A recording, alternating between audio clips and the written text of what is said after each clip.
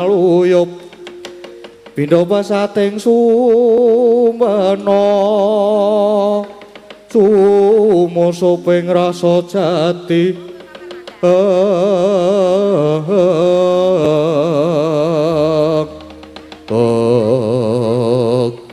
sinegak semanten geti kocapo ingkang medal njawi Raden Werkudara ngawe dhateng para putra kumlawening ngasta ingkang pindha kumlebeting dwaja akarya kagiating galih para putra Sulanyapating Blewer Yahminah katemping jala.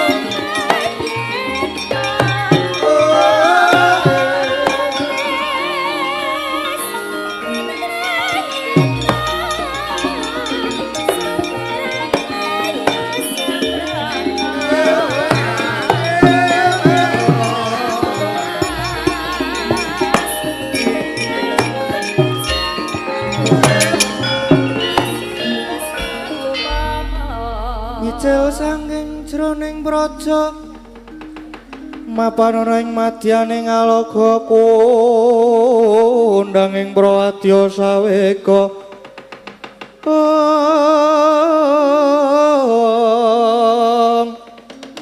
posur tambur miang suling pandhen taludak miya bandira kakandha warna-warna pindha Jalatyana Sri kawuryan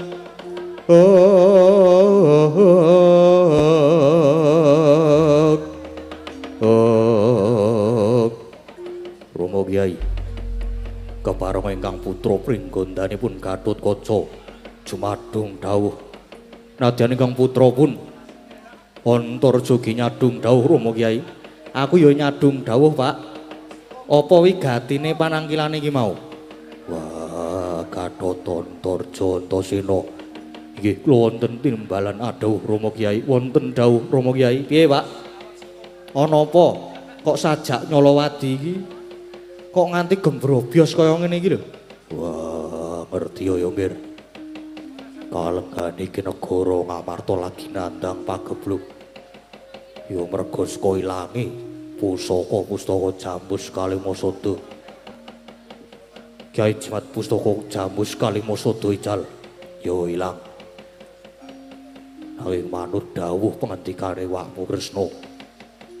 Ilange Jambus Kalimasada kuwi merga dicolong maling. Menawi dipun cidra lajeng sinten ingkang wantun nyidra Kanjeng Rama? Wah, iki abot. Merga manut dawuhe Kresna kakangku.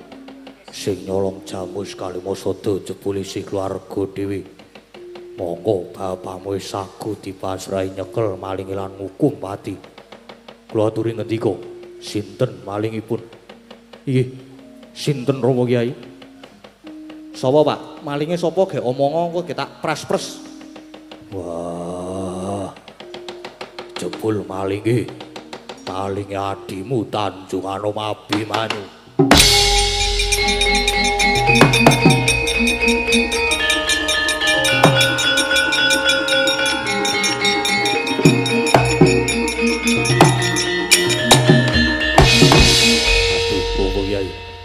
menapa boten nglentu pamireng kula. Kados boten pinanggih nalar adhi kula Abimanyu dados Duratmaka. Wah, aku maune ora percaya. Nanging dawuhe wakmu Kresna kasunyatane pancen mengkono. Gatot kula wonten dawuh. Ayo melu aku goleki adhimu Abimanyu. Nek pancen malinge Abimanyu aku kudu tegel.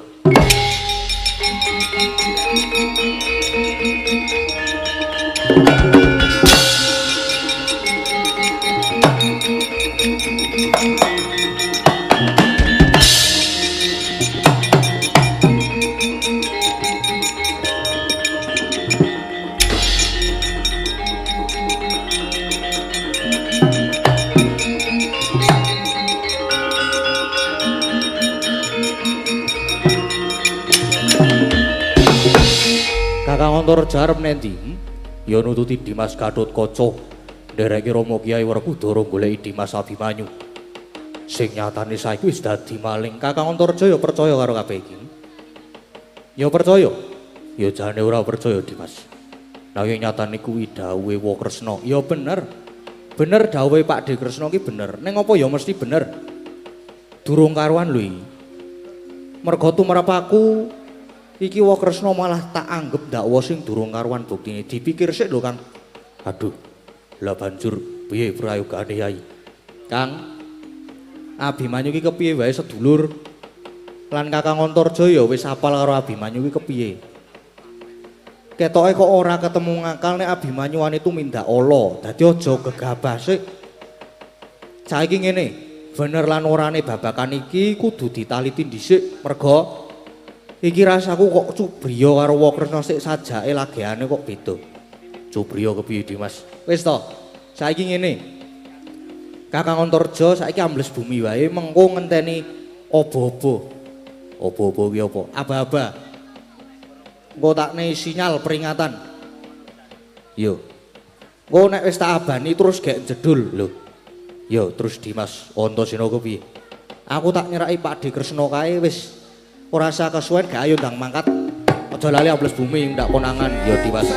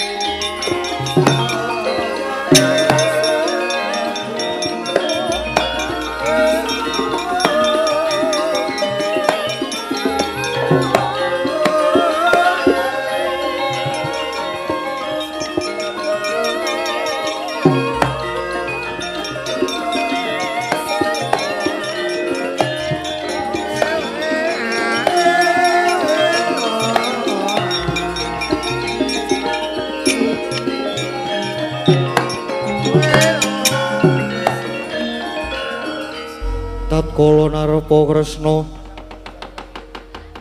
tantula anyakra ring Resi Jahnawi Suta kan mungguh kalihira ing rata.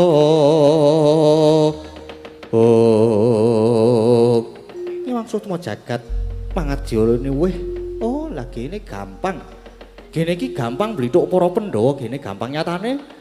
Aku wis kasembadan budidaya gawe ringking para Pandhawa, gedene ngrenah patine para Pandhawa. Mula kanthi sarana aku gawe reka daya Abimanyu tak dakwa nyolong pustaka Jamus Kalimasada, mongko Werkudara ya wis sagu sing bakal midana pati karo Abimanyu. Nek Werkudara wis ketemu Abimanyu tanpa ditakoni mesti langsung dipateni. Abimanyu mati. Mesti wae anak Prabu Puntadewa banjur nesu karo Werkudara. Pandhawa malah banjur padha regejegan dhewe. Oh lah dalah. Lah gene iki gampang gawe rusaking para Pandhawa. kasembatan sing dadi ancasku mung kare matur ana ngersane anak Prabu Duryudana. Mesti wae aku banjur dialem-alem disungga-sungga lan banjur bakal diparingi bebana sing akeh. Lah bali ning Astina, bali ning Astina.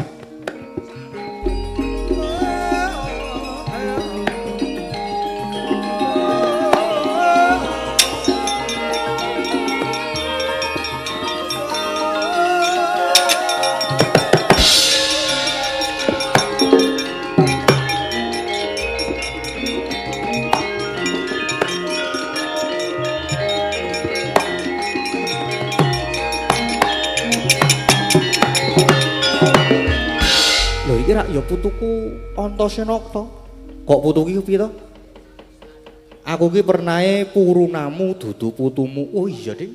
Ponakan purunaku anakku Antasena ana apa kok nyeraki aku? Ya mau ngarep takon wae. Jare Pak De Kresna mau dawuh nek adikku Abimanyu nyolong pustaka Jamus Kalimasada. Kuwi bener apa ora? Ya bener mangkono nggih Antasena. Lah kok Abimanyu wani nyolong Jamus Kalimasada kuwi kira-kira ki arep nggo apa ya Pak De? Kira-kira wae ngono. Lah mbok menawa arep digadekke utawa arep didol dienggo kebutuhan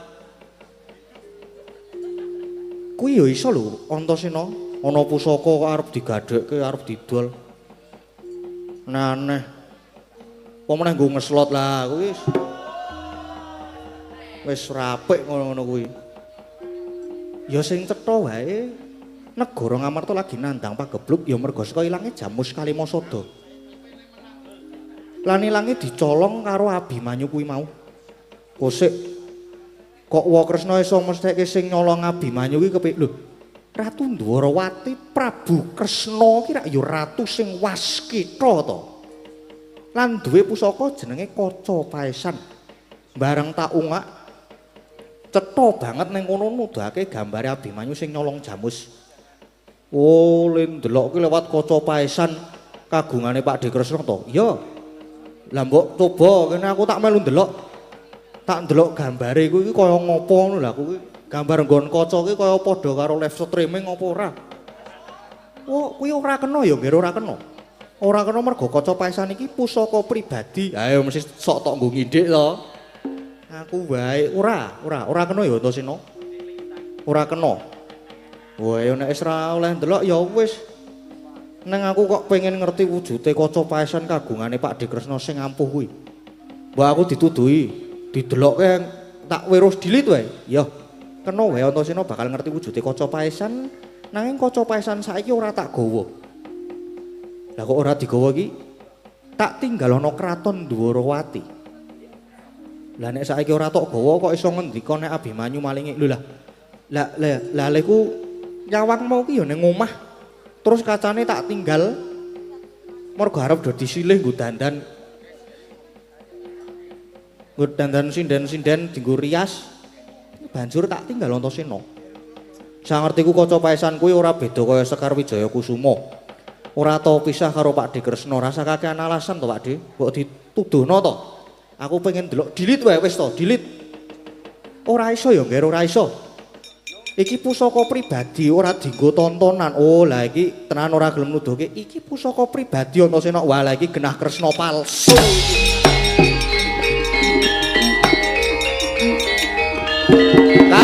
Kang.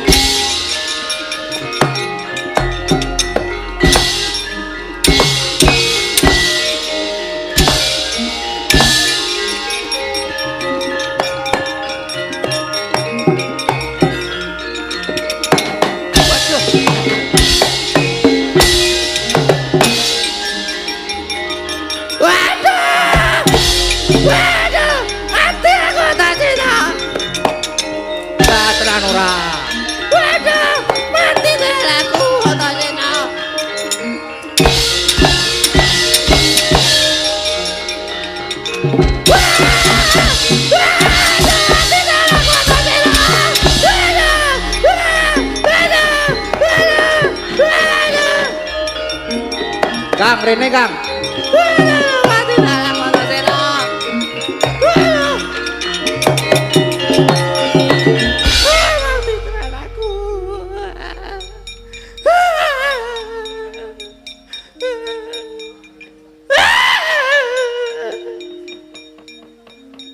sapa iki? Iki lho. Iki pelaku utama iki. Piye? Lah kok ana yang Durna Dimas. Lho lah, piye iki lho. Iki pelaku utamane iki. Pancen tak ajar aku mau tak wis kandha, ya toh. Nek perkara iki kudu diteliti.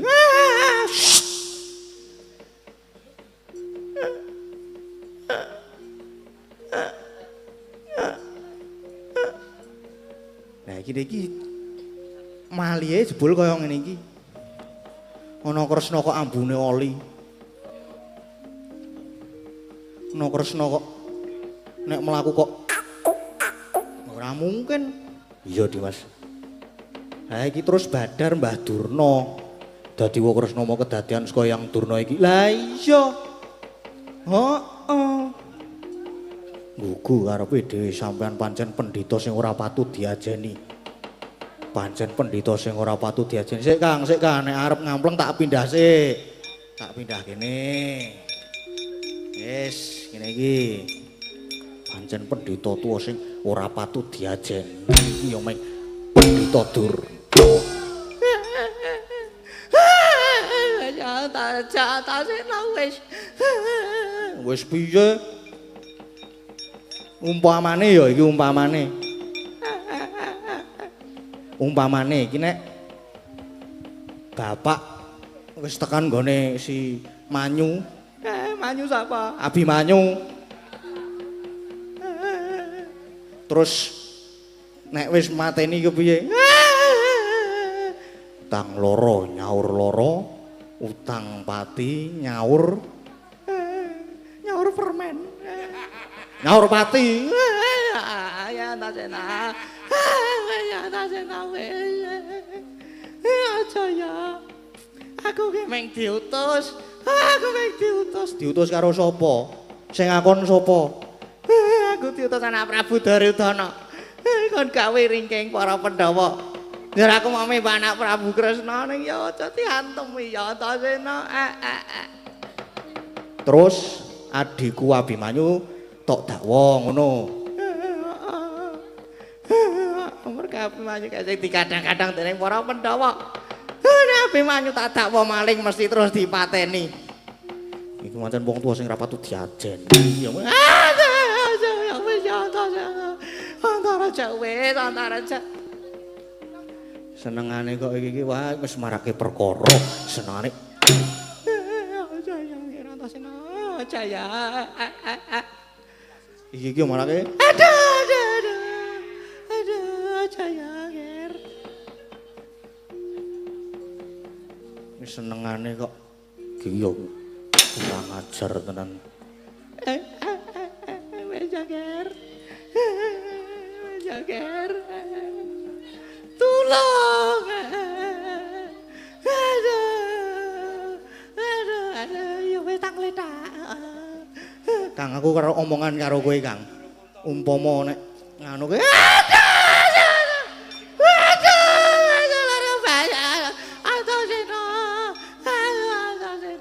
piye Dimas? Iki umpama dhewe.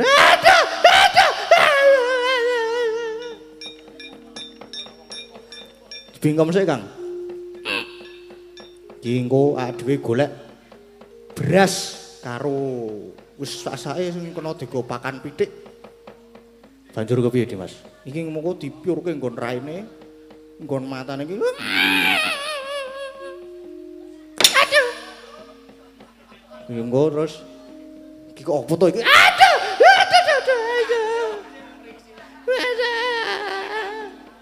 Aja ya nger iki. Barange mbahmu. Iki kok opo to iki kok rumangsaku kok lek ngadeki ora pas.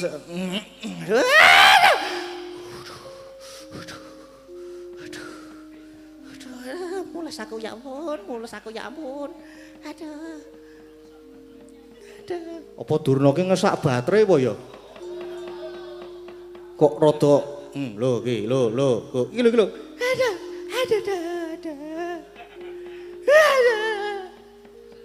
Iki kok kaya wow, ya udu e. Sorry ya, Mbah. Ora ngerti e.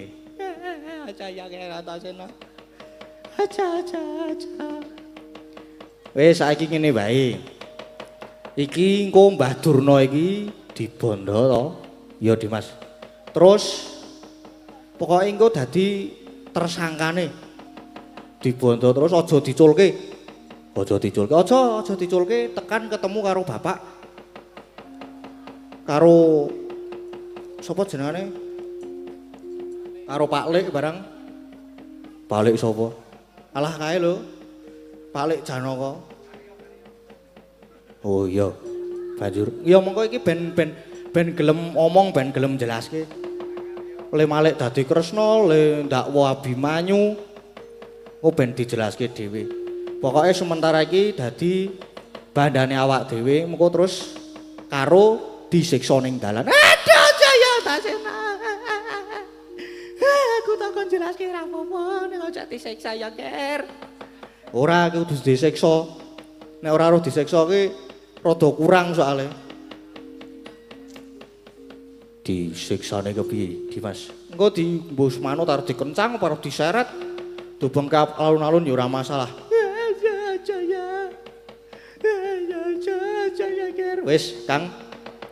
Ora usah ndadak kesuwen gek iki dibondo iki melu aku rono karo ngoyak bapak. Ayo Dimas derek iki.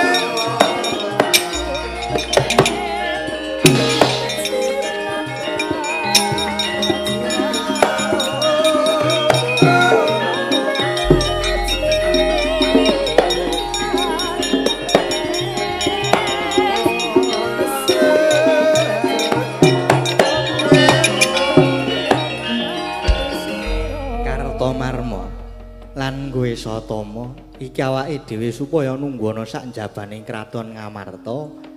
Merga iki Kakang Pendhita Durna sing mimba dadi Prabu Kresna prapta ana ing Pasewakan Agung negara Ngamarta.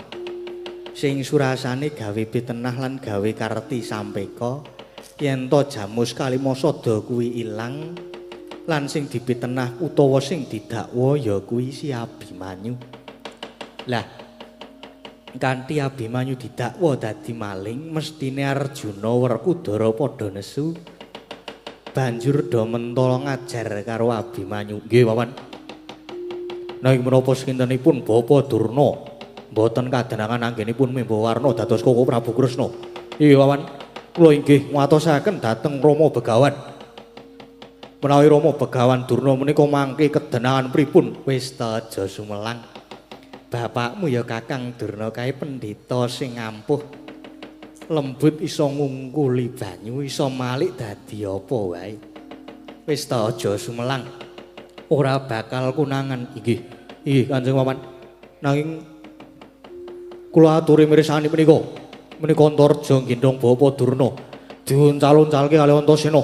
Aduh cetha yen Bapa Durna kadrangan wah gugu karepe dhewe Antareja Antasena mandheka. Sulta wong tuaku Bapa Durna.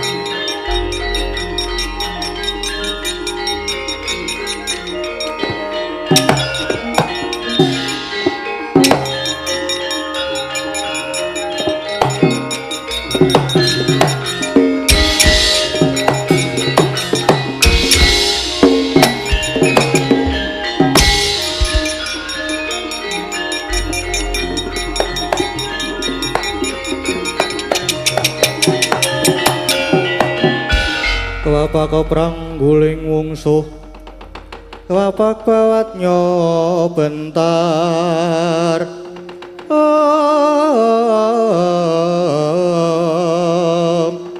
papakane ngalogo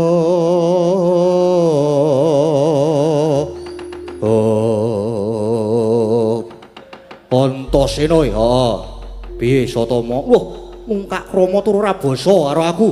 Lho basa ki ya ngopo? Nek Kurawa patut tak bahasani merga pepunden kuning nek Satama ki sapa? Kowe iki dudu Kurawa sih, ora patut. Ayo, kowe saiki sumingira. Antareja tekan kene, kon nguali bandane wong tuaku ya Bapa Durna. Oh. Lah Kakang Antareja mbada Simbah Durna ki sing ngakon ki aku, Ji. Merga bapakmu Durna kae pancen luput gedhe, mula kudu diadili. Aku sing arep mbelani wong tuaku. Gelem ngeculke bapakku apa ora?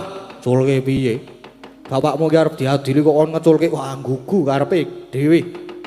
Ora gelem ngulungke bapakku kepeksa aku kudu tegel karo kowe, mati kowe Antasena. Lah mbok ayo tak ladeni.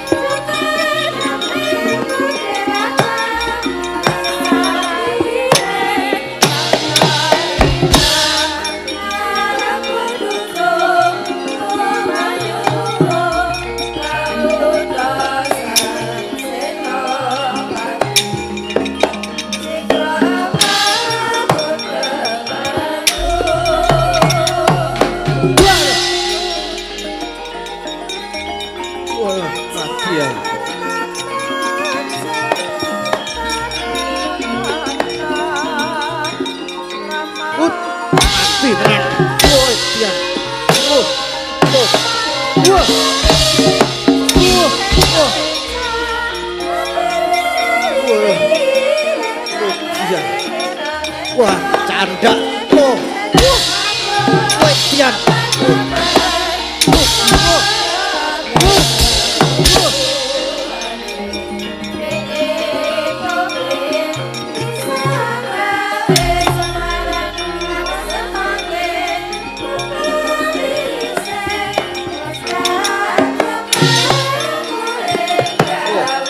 Ya. As. Biar. Ayo, antemo.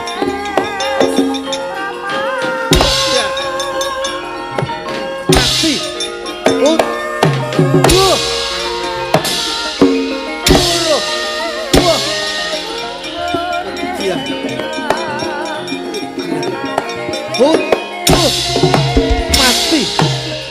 Dianto.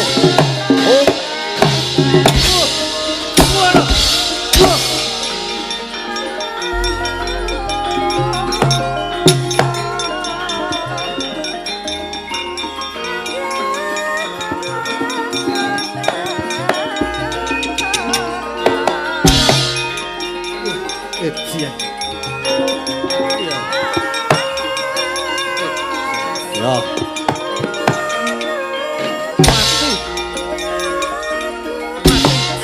Cekal.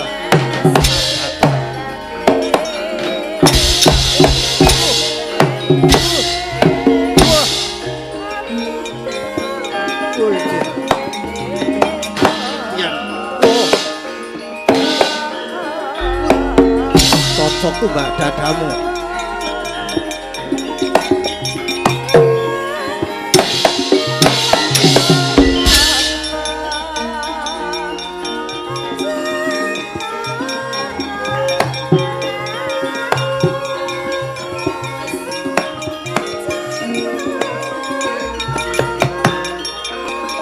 Samu tumbak ya.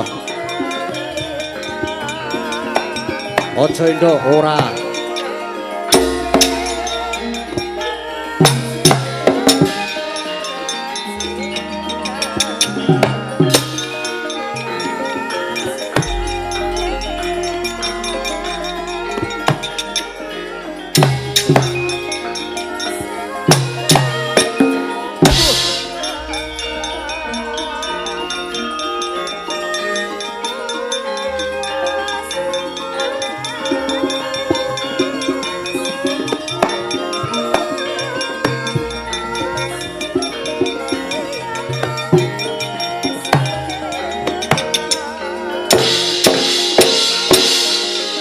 Antasena Sangu godhok yo men.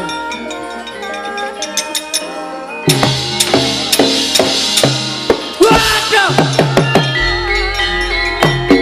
Waduh. Mati tenan aku. Waduh. Wah.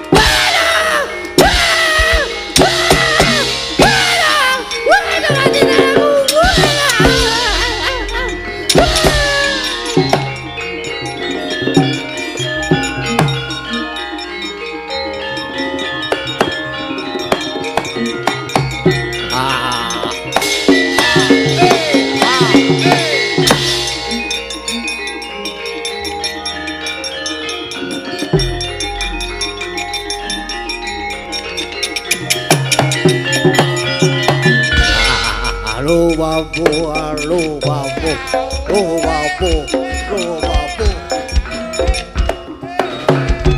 halo babu, halo babu. Lagi piye to kayak gini?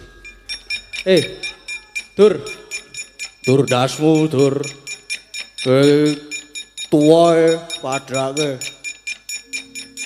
Kayak gini ngopo kayak gini? Mau kita yang geleleng maju joget-joget kok dur kepethuk aku terus mundur. Lo babu,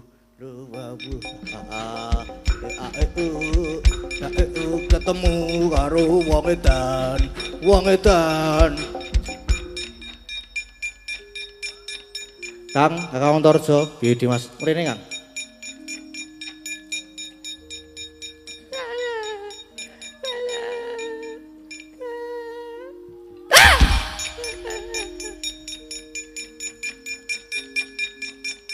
Piye Dimas? Ki ngene wae. Gandeng Kurawa kae ana Dursasana mau maju ning Rasida, ki digunakke iki. Iki. Lah iya ya, Kang. Beres.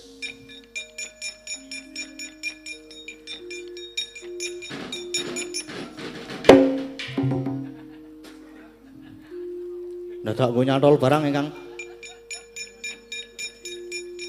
variasi kok. Lumabu petuk wong edan.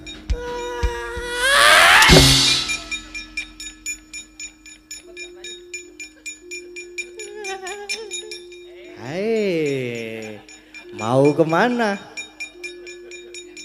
Nggak bisa. Waduh, no.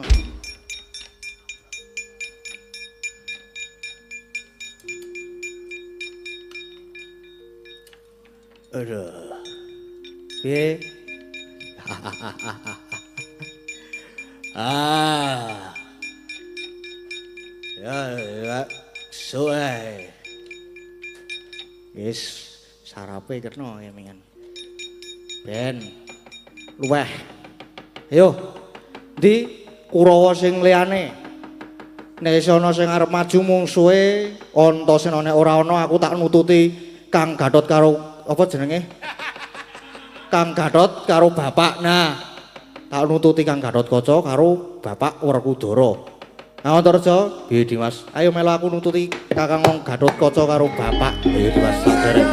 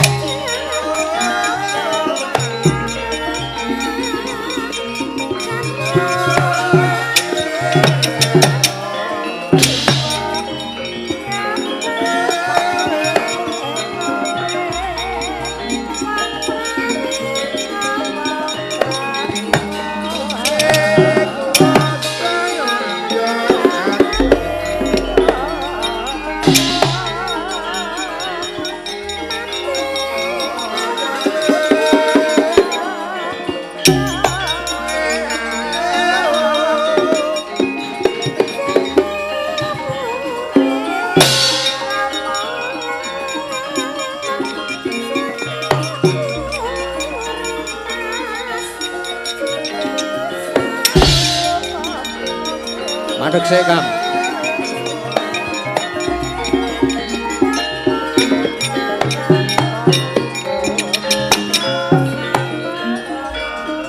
Dimas Antasena nututi nyadet marang pun Kakang ngebleki. Ya mandek dhisik. Kakang Gatot ki arep mateni Abimanyu. Ya mestine ngono. Tinimbang duwe adi sing wis ngorek-orek marang wong tuwa. Ora sudi duwe adi Abimanyu. Kusik sabar, nek sampean mateni Abimanyu mengko getun. Getun piye? Sebabe apa? Aku wis nyekel sing dadi tuk sumbering perkara. Ya kuwi Wakresna, Dimas. Raja Kuwanen. Prabu Ndrawati kuwi pepundhen. Lho, kusik to? Sing dadi Pakde Kresna kae iki mau kuwi mung palsu. Huwak. Tegese iki ora asli, sulapan. Kuwi kawe ngono kuwi. Mulane wani ndakwa Abimanyu dadi maling ki mergane palsu. Mulane wani apa jenenge gawe berita hoak ki merga kuwi iki sing dadi Kresna ki palsu. Oh ya ngono. Ha iya. Banjur sapa? Sapa sing wani membo dadi Kresna? Kakang Antareja, Kakang Antareja tersakane gawanen rene, Kang.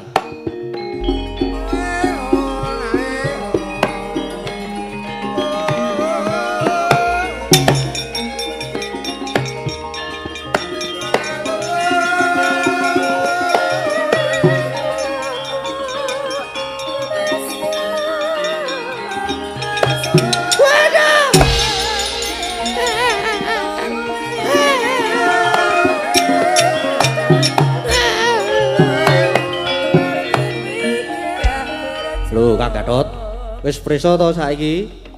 Iki sapa? Ya Dimas, Eyang Durna. Kok membo dados Wakresna? Ya Nger. Mung satermo nindakake dawuh anak Prabu Duryudana. Nanging Eyang Durna lepat margi sampun dakwa Abimanyu. Ngantos Rama Werkudara mangke badhe mentala dhateng Abimanyu. Aku luput ya Ker, aku luput. Nek kaya ngono. Diwas banjur piye? Wis saiki ngene Kang. Uyakan bapak kae aja nganti bapak tekan Kesatrian Tanjung Anom lan ketemu karo Abimanyu. Matura bapak nek sejatine sumbering perkara ki saka Simbah Durna ya Rama Kyai kula aturi kendel Rama Kyai.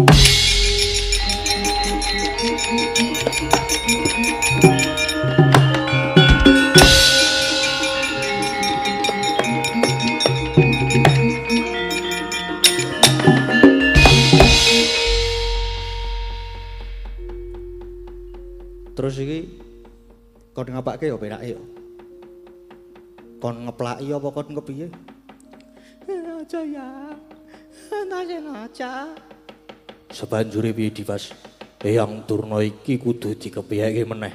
Kowe lah tetep dadi bandan no. Mengko diaturke ana ngresane bapak. Monggo yen Rama duka. Mengko aku sing tanggung jawab wis Durna dibondo terus. Aduh mati tenan aku.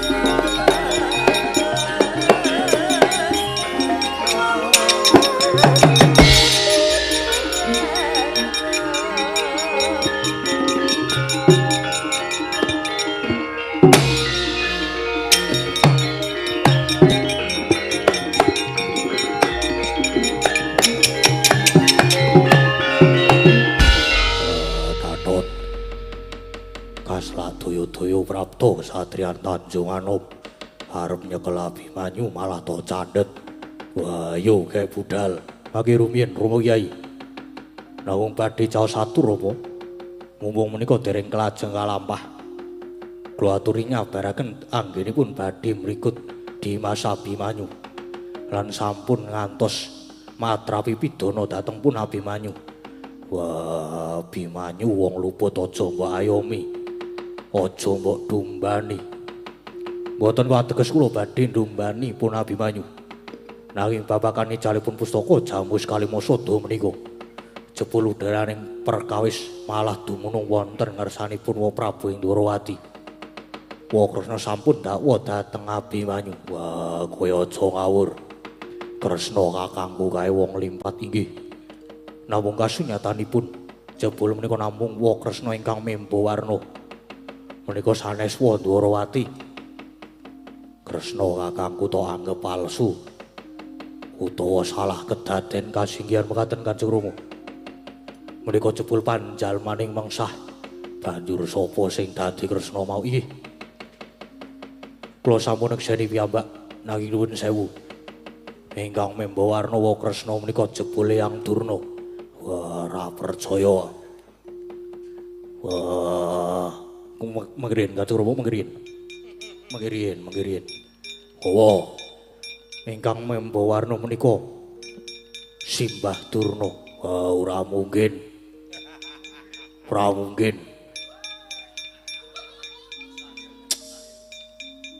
Estu menika Kanjeng Rama ora mungkin. Wah, Gatotkaca aja gawe-gawe. Kowe aja gawe-gawe timbak tungkak dhewe Gatotkaca.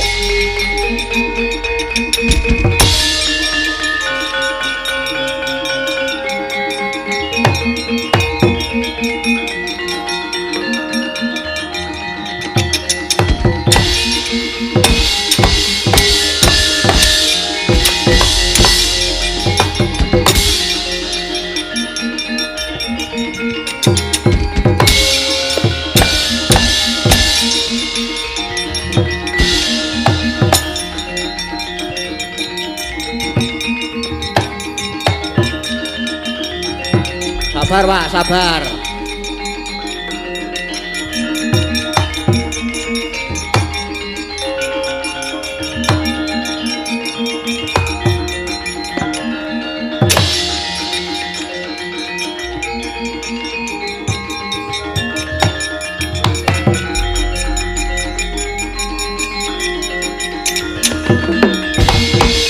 Kipreh. Wah, Antasena arep melu-melu. Ajar sisan. Iya ning ya mengko dhisik to. Sabar. Wong kok grusah-grusu iki lho. Kakang Gatot kae iki bener. Mula banjur takon ngendhek karo bapak ki merga sing iso mbukak wadi iki mengaku. Buka wadi piye? Buka wadi iki lelakon iki lho. Ya sejatine wong Kresna kae mau Durna. Wah, ora wae. Arep ngopo? Sabar, saiki aku tak takon, ngendi ana Kresna kok waton dakwa? Abimanyu dituduh maling. Aku rak ya dadi Subriya to. Nah, mula aku naliti perkara iki, kepeksa aku mau wani karo Pak De Kresna, tak polo, tak ajar terus Badar Durna. Ngawur. Wah, yen pancen ngono aku perlu bukti. Oh lah, nek perlu bukti Kang, Kakang Antarja gawanen rene Kang, tersangkane gawanen rene.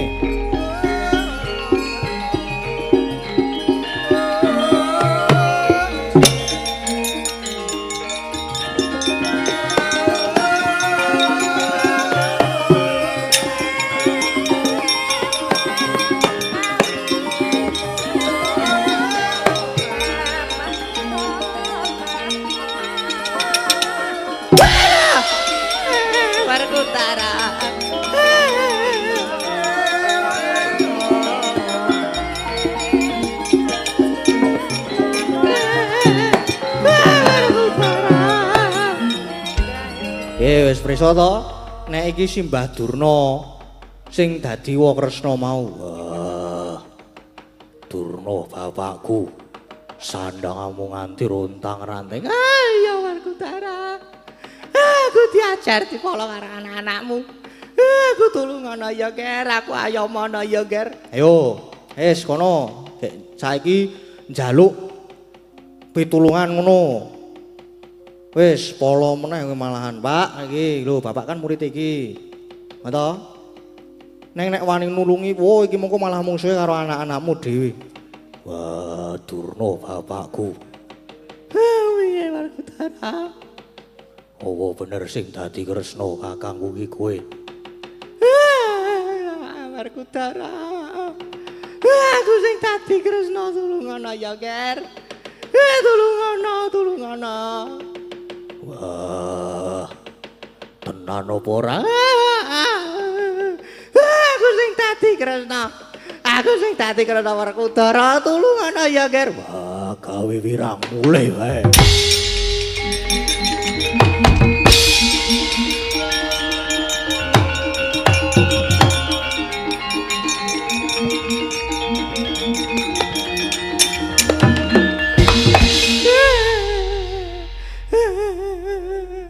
Ya ngono kae bapak nek isin ki ngono kae. Wah, lepat lunga. Wah terus lunga. Wis saiki arep njaluk tulung sapa, Mbah? Pokoke saiki tetep isih dadi tersangka. Antasena. Bapakmu wis bali, aku tak bali ya, Ger. Bali nang ndi? Bali kepiye? Bali mulai nang saka 5. Warkudara ya wis bali tegese ora sida midana pati karo Abimanyu. Abimanyu selamat ya Antasena. Selamat piye?